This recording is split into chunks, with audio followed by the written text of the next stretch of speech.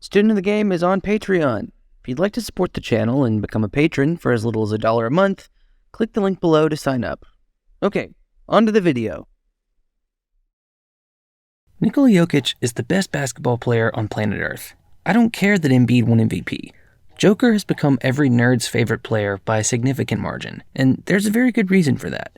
The past 3 seasons have each ranked in the top 15 in NBA history in terms of player efficiency rating, including the most efficient year in the history of a league that's existed since the 1940s.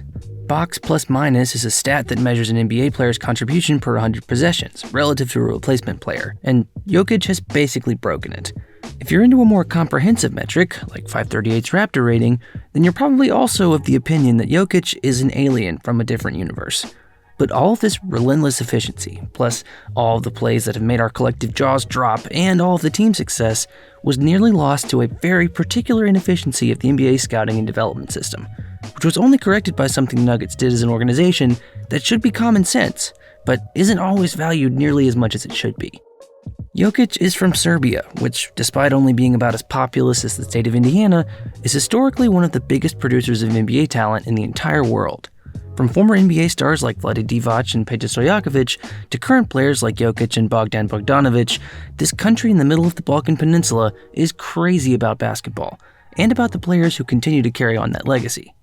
But as a teenager, Jokic didn't necessarily look like he was headed down that path.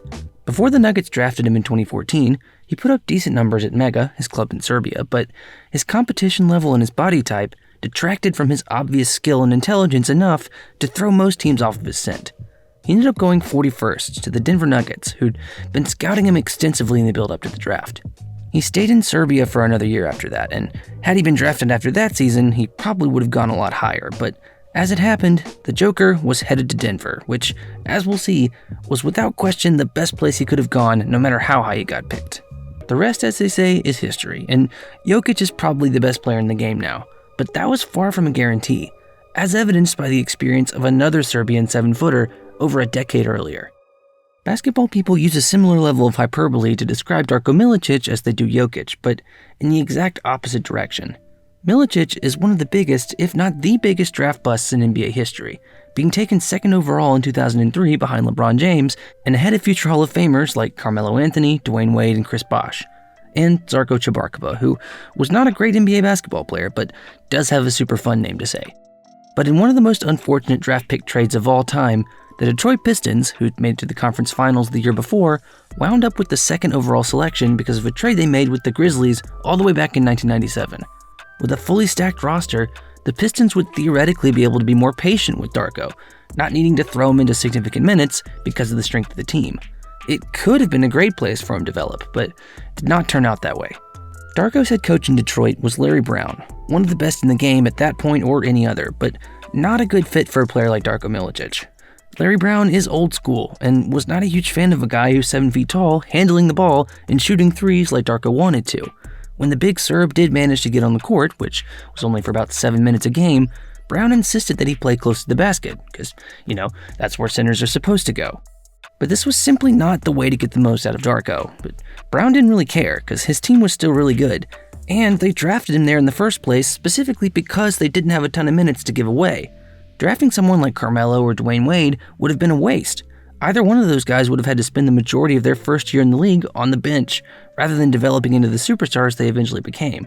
And nobody wanted that. In hindsight, the Pistons probably should have just traded back, but at the time, they saw Darko as their next great big man in waiting, who had time to wait. But it didn't work out that way. Darko's struggles in Detroit are very well documented, so we're not going to rehash them too much because that's not what the video was about, but living on his compound during his stay there was another young Serbian who he'd played with on youth teams growing up. In 2004, Darko's friend Nemanja Jokic accepted a scholarship at the University of Detroit Mercy, and so began a lifestyle for both of them that had very little to do with getting better at basketball. The two young Serbs partied hardy, and by Nemanja's own admission in a profile for Sports Illustrated, barely cared about things like going to practice or taking care of their bodies. It was exactly the kind of behavior you'd expect from a pair of young bachelors with access to millions of dollars, especially if those young bachelors were 5,000 miles from home without any kind of family support. I don't think it should be that much of a surprise that neither one of these guys' basketball careers really took off, but what I do object to is the idea that Darko was a bust simply because he just wasn't good enough. That's a pretty tidy way to explain why a number 2 overall pick only averaged about 19 minutes a game for his career, but I think there's a pretty important lesson to be taken from Darko's experience, and I don't think I'm the only one who thinks that. In fact, I know I'm not, because as you may have realized earlier, Nikola Jokic has a little brother named Nikola, who took all this to heart when he came over to the US a decade later. As a prospect in Serbia, Nikola Jokic exhibited a lot of the characteristics that ended up curtailing Darko's development in the NBA. If you read his pre-draft scouting reports, there's a lot of discussion in there about his bottom-tier athleticism and how he would have to compensate for his lack of speed and agility to do things like rebound and defend at the NBA level. Those takes didn't hold up super well, but by his own admission, there was some legitimacy to them at the time. Jokic did not take care of his body to nearly the same level as he does now, eating junk food and swilling sodas while he was playing professionally in the Serbian league. Jokic came back to play for another year after getting drafted by the Nuggets, but if he didn't shape up, literally, he wouldn't fulfill the obvious potential that made them pick him in the first place. He'd be another Serbian that the NBA chewed up and spat back out across the Atlantic. But it wasn't going to be like that, because the Nuggets and Jokic's brothers weren't going to let it be. About a year before Denver drafted Jokic, they started gearing up for, as Lee Jenkins wrote in that Sports Illustrated profile, the creation of a new Balkan nation in the Rocky Mountains. They hired Agi Stojakovic, a Serbian coach who's now one of Jokic's closest friends in the organization and one of Mike Malone's top assistants. They brought in Lithuanian Arturas Karnisovas to be the assistant GM, and worked a draft day trade with the Bulls for big Bosnian center Jusuf Nurkic. Jokic's girlfriend, who's now his wife, was also playing college volleyball in Colorado, just a couple of states over, so when he did get to Denver in 2015, the culture shock was a lot less shocking than it might have been otherwise. And this was not just a coincidence. This was part of Denver's new scouting strategy, and part of their sell to get Jokic to come to the Nuggets in the first place. He almost didn't. Joker and his agent were ready to pull him out of the 2014 draft to go to sign for Barcelona, but the Nuggets weren't having it.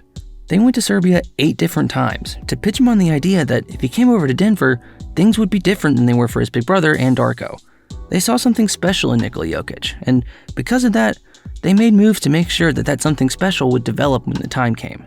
I need to say here that Jokic has become the 2-time MVP that he is now, first and foremost, because of his talent, discipline, and hard work. You may remember his significant weight loss coming out of the break for COVID, which was prompted by an internal commitment to a diet and exercise regimen that would ensure his body composition was never a talking point again. This dude has elite skills and an elite mentality to go along with them, but those things were maximized because he was drafted into a situation where he would feel comfortable and be able to flourish, which is a crucial piece of the scouting and player development puzzle that way too many teams unconsciously overlook. It's probably true that some players don't make it in the NBA because they weren't good enough. That may have even been true for Darko, but I think that number is a lot lower than a lot of people might think. Jokic's career began in a city that's a 14-hour flight from where he grew up, but because he had people around him who he trusted and understood him right out of the gate, everything was set up for him to succeed. There was no Larry Brown trying to squeeze him into a role that didn't suit him, or a lineup full of veterans that was keeping him from getting off the bench. Jokic started 55 games in his rookie season, compared to Darko's 0, and was 5th on the Nuggets in minutes as a 20-year-old. Instead of being an awkward fit on a title contender that was struggling to acclimatize, he was a perfect fit on a rebuilding team that was in the process of forming its identity, which would eventually become a championship one. The point here is that while some players are so skilled and so mentally adept that it seems like they're going to be great no matter what, talent is just one variable in the equation. In other words, success is just as much about situation as it is about skill. Every year, teams invest hundreds of millions of dollars and tons of draft capital in players that they think are going to make their organization better. We pay so much attention to the player side of things. Is this guy good enough? Are they going to be worth what they're being offered? Or do they have the right characteristics to do well here? But in my opinion, that approach largely ignores what the team should be doing to get the most out of their new acquisition. They definitely didn't ask me for it, but if they did, I would give any team with a high draft pick or a lot of cap room one bit of advice. Before you invest a lot of draft capital or emotional capital or literal capital in someone or evaluate their legacy, you need to ask yourself a question. Have I put them in a position to succeed? Are the proper supports in place? If they're a rookie, are their first couple of years here, which are absolutely crucial in terms of a prospect's development, going to help them grow or set them back? Think long and hard about your answers, because each one could be the difference between your new acquisition fulfilling their potential and not. Heck, it may be the difference between a player becoming the biggest draft bust in the history of the league or becoming the best player on this continent or any other.